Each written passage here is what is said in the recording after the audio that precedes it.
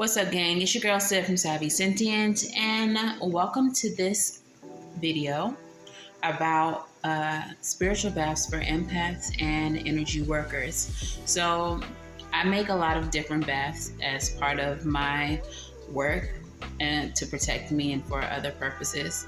However, this one is especially important and potent, and it's one that I highly recommend to some of my clients who are empaths or who easily pick up on other people's energy and hold other people's energy. Okay, this is also going to be a good bath for protection. Okay, so just to help you hold off other people's energy as well. So, of course, we're going to want to bring some water to a boil in a clean pot. All right, and you may want to clear the energy in the space that you are working in using camphor, Palo Santo, or if you have an affinity for sage, I guess sage is fine. But I tend to do things that my ancestors like. They're not really all that fond of sage. So you're gonna want to clear the space like Palo or camphor. They actually tend to like camphor more. Okay. And then the next thing we're going to do is add our ingredients. So the first thing I'm going to add is the black salt. Black salt, I'm going to do about a handful of that. And I like to put the ingredients in clockwise. And black salt is going to be used to protect and banish. Salt is a clearing ingredient anyway, no matter what the color is. And this is going to ward off negative energies. So this is part of the prevention, okay? The next thing we're gonna add is the black walnut. We're just gonna sprinkle a little in there. It's very, a little bit goes a long way with black walnut. All right, and this is going to help you uncross. It's going to help you cut and clear, all right, negative energies. This is also a good bath if you feel like someone has put, spell work on you. All right, it kind of feels like a exorcism. All right, so the next thing we're going to add is the angelica root. Again, clockwise, and a little bit goes a long way. And angelica root is healing. Okay, it's healing and it attracts positive energy and blessings. And obviously it's associated with angels, hence the name angelica root. It has several names, all having to do with angels. Okay, and then the last thing we're going to add is the hyssop. Again, clockwise. A little bit goes a long way. All right, clockwise. And the hyssop is cleansing and it removes like negative energy and misfortune. So again, if you feel like someone's put roots on you or something like that, this is another good ingredient. So I like to take my spoon. It's not dirty. I just be out here cooking stuff with a lot of curry in it. And stir clockwise.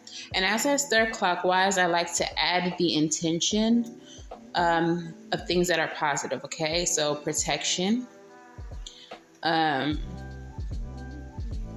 protection of my energy as I stir clockwise, the clearing of my energy from negative energies. And then I also like to do counterclockwise for like the negative. So like releasing. I release anything that doesn't belong to me, going counterclockwise.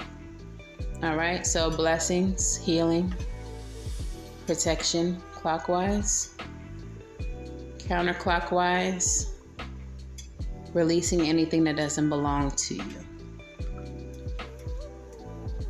All right, so typically this is good enough. Like this is how I would typically make this bath. However, you can add a couple of extra ingredients if you would like.